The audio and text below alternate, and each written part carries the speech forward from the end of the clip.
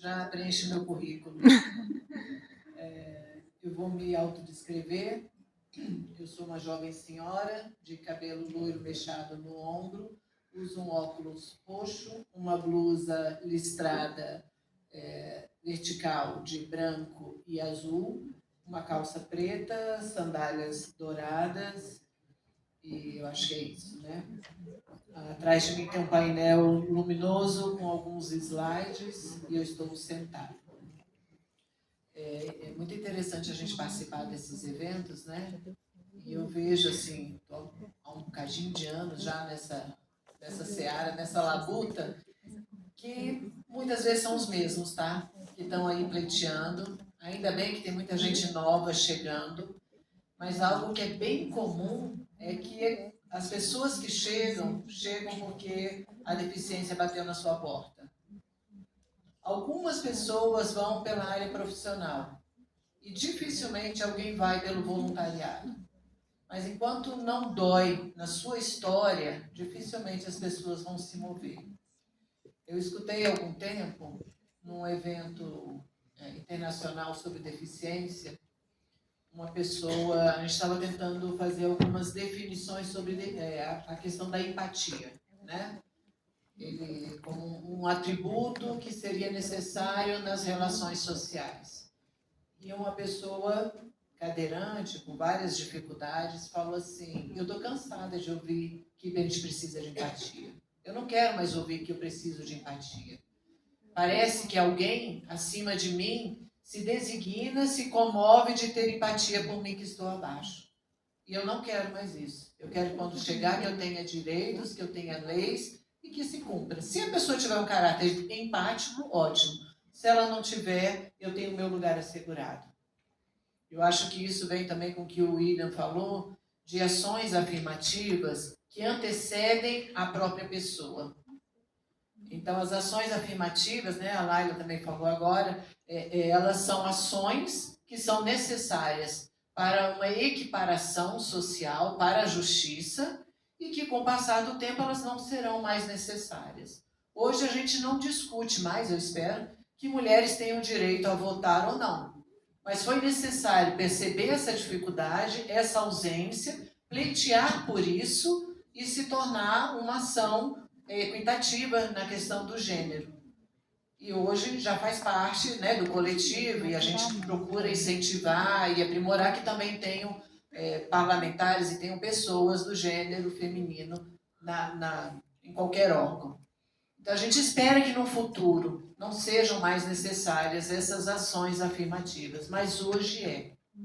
Hoje é, e ainda bem que o nosso país é um dos países que desponta. Tá? O Brasil não está atrasado em legislações. Nós somos signatários da convenção. Após a convenção, nós tivemos várias leis bem específicas, né? Diversas leis na questão do autismo, diversas leis para surdos, cegos, agora recentemente a questão da fibromialgia. Então, nós estamos caminhando. Mas mudar uma cultura também não é uma coisa que se faz fácil. E aí a gente precisa realmente de todos, né? Não só daqueles que a dor chegou na sua história e você precisa fazer alguma coisa. Nós precisamos de todos mesmo. A deficiência talvez seja a única condição que ninguém está livre. Eu posso dizer que eu nunca vou passar por um problema por ser alta demais e não ter um carro que me caiba. Talvez eu nunca vá passar por uma situação de gênero, porque para mim está tranquilo, né, a minha orientação e a minha identidade sexual. Mas eu não posso dizer, aliás, eu sou uma pessoa neurodivergente e eu tenho uma síndrome rara, né? Então isso já chegou para mim. E não tem ninguém que possa dizer que ser deficiente não vai chegar na sua vida. Aliás, é quase fato, né? Que em algum momento, na velhice ou na vida da pessoa, ela possa chegar nessa categoria. Então a gente tem que pensar que ninguém está blindado quanto a isso. Quanto melhor for a sociedade, mais inclusiva, melhor é se você precisar, ou alguém da sua família ou do seu círculo. Então, se a empatia não precisa ser um quesito humano como lei, né? Não dá para a gente colocar isso como uma regra, como é que a gente faz? a gente faz com a escuta empática, trazendo o protagonismo da pessoa, PCD, como a importância para saber quais são as ações que eu preciso fazer. Tem uma teoria dentro do campo da neurodiversidade que chama a teoria do dupla empatia, do problema da dupla empatia. O que essa teoria fala? Que o problema não está só na pessoa autista, está também nas pessoas que não sabem se comunicar ou não sabem socializar com a pessoa autista. Então, o problema não está só na pessoa PCD, o problema está no meio, que a gente sabe que isso é uma barreira atitudinal, né? O PCD, ele não tem um problema se ele não tiver dificuldades. Então, a pessoa cadeirante, tudo bem, ela ter o direito dela de ir e vir em qualquer espaço, desde que tenha rampa, que tenha acessos, né, para que ela possa se locomover. Se esse local não tem, o problema não é dela, é do local. Então, eu tenho que modificar o ambiente para que essa pessoa possa estar inclusa.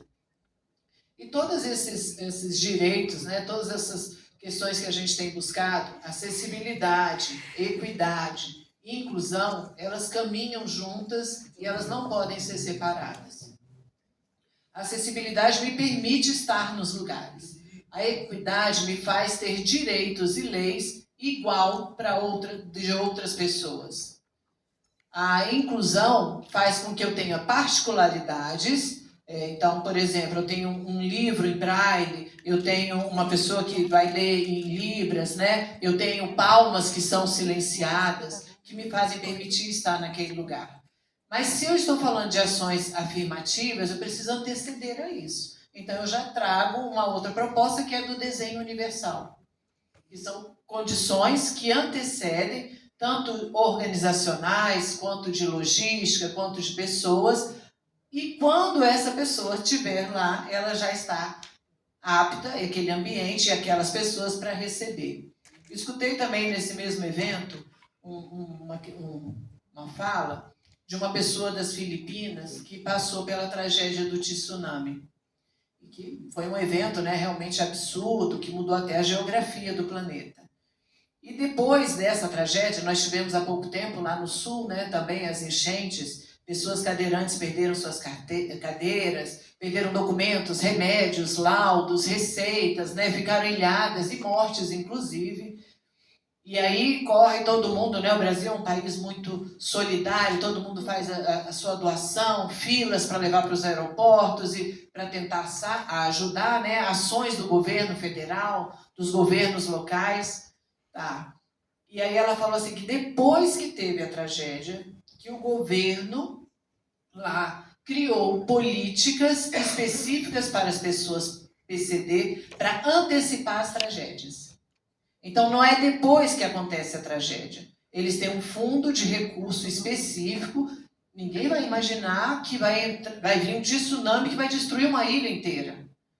Mas eles têm um fundo específico que antecede alguma situação, seja de clima, climática, né? Seja qual for, de doença como foi o Covid, quem imaginar que a gente ia passar por isso, para que as pessoas PCD estejam como prioridade. Não é se sobrar o recurso, não é se der, não é da caridade dos outros, contando com a empatia de alguém.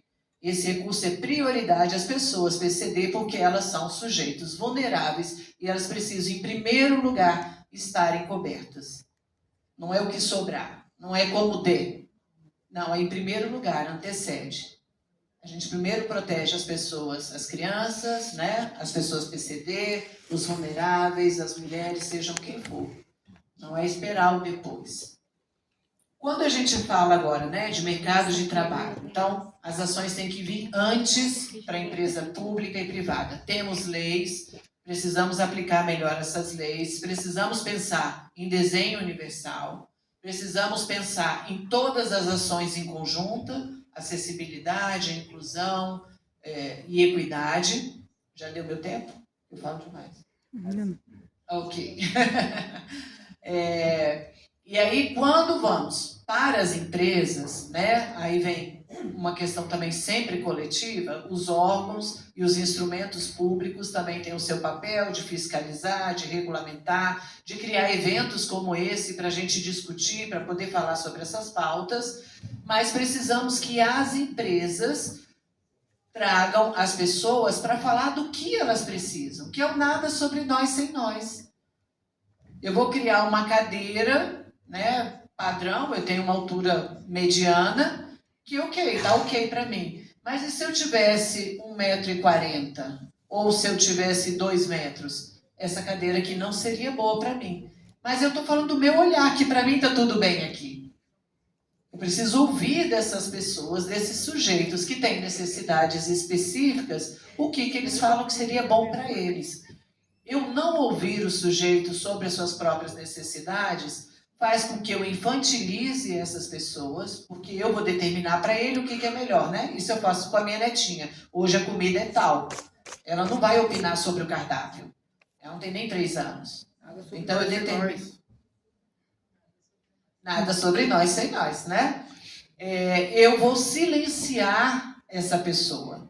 Então, mesmo que ela se sinta desconfortável, ela vai ter inibição de falar. Porque eu não consigo ouvi-la, então ela também vai ficar inibida de falar. E ela vai acabar se martirizando, se mutilando, se anulando para tentar se encaixar naquilo que aquela empresa oferece, porque afinal ela não quer ficar fora do mundo de trabalho e ela não quer ser excluída. Não é só pela questão do salário, não. O salário é bom e é necessário, é dignidade na vida da pessoa. Mas essa sensação de pertencimento. Trabalhar é cidadania, é pertencimento. Eu quero estar naqueles lugares onde as pessoas estão. Eu quero me sentir útil, eu quero me sentir produtivo, eu quero conviver com as pessoas. Mas eu preciso de um lugar que me aceite, que me acolha, que tenha, no mínimo, condições para que eu esteja ali. Não ouvir as pessoas faz também com que eu estigmatize ela. Então, muitas pessoas hoje estão falando questão dos autistas, né? Porque realmente houve um boom de diagnósticos e diagnósticos válidos, tá? Porque eu faço muita avaliação e eu estou nesse meio há muito tempo e eu não peguei nunca nenhum laudo forjado com interesse de ganhar algum benefício. Eu não conheço essa pessoa. Me dizem que tem. Eu não conheço. Deve ser tipo unicórnio, né? Existe por aí, alguém vê. Mas essas pessoas autistas, elas têm especificidades. Eu tenho que obrigar essa pessoa a participar da hora do cafezinho, da confraternização, obrigatoriamente, porque senão ela é mal vista naquele ambiente e ela não vai receber promoção, ela não vai ser valorizada. Eu tenho que obrigar aquela pessoa a produzir X por semana, da mesma forma que outra pessoa, porque senão ela também não vai ser vista. Será que nós não temos diversas formas de produzir, diversas formas de interagir, diversas formas de comunicar? A pandemia, por exemplo, para as pessoas autistas, né? E eu falo que eu trabalho com jovens e adultos, Alexa, não acabei de falar, não. Para essas pessoas, para esse público, né, desconsiderando toda a tragédia que foi o Covid, tá? Foi muito positivo. As pessoas não foram mais obrigadas a socializar onde elas não queriam socializar. Elas não foram mais obrigadas a fazer certos tipos de interações onde era muito sofrido e não se sentiam acolhidas. Elas conseguiram emprego, muitas delas, estudo, namoro, bate-papo, jogos. Então, muitas pessoas autistas melhoraram a sua sociabilidade na pandemia muito mais do que em outras épocas. E aí tem empresa que não admite até hoje o teletrabalho ou home office. Porque eu tenho que ver meu funcionário trabalhando, né? 3 chicotadas na hora que chega e 4 na hora que sai, para poder saber o que ele está produzindo, porque só engorda aos olhos do dono, né? O boi só engorda aos olhos do dono. Eu não posso admitir que ele possa produzir na casa dele, mesmo que ele produza bem. Então a gente tem que mudar esses conceitos. Isso tem que anteceder as pessoas.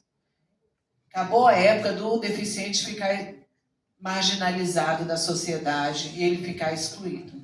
Ele precisa estar onde todo mundo pode estar e quer estar. Ele tem que ter a liberdade de se locomover, de ser incluído em qualquer ambiente. precisamos falar de ética, mais do que falar e esperar a boa vontade, a empatia dos outros.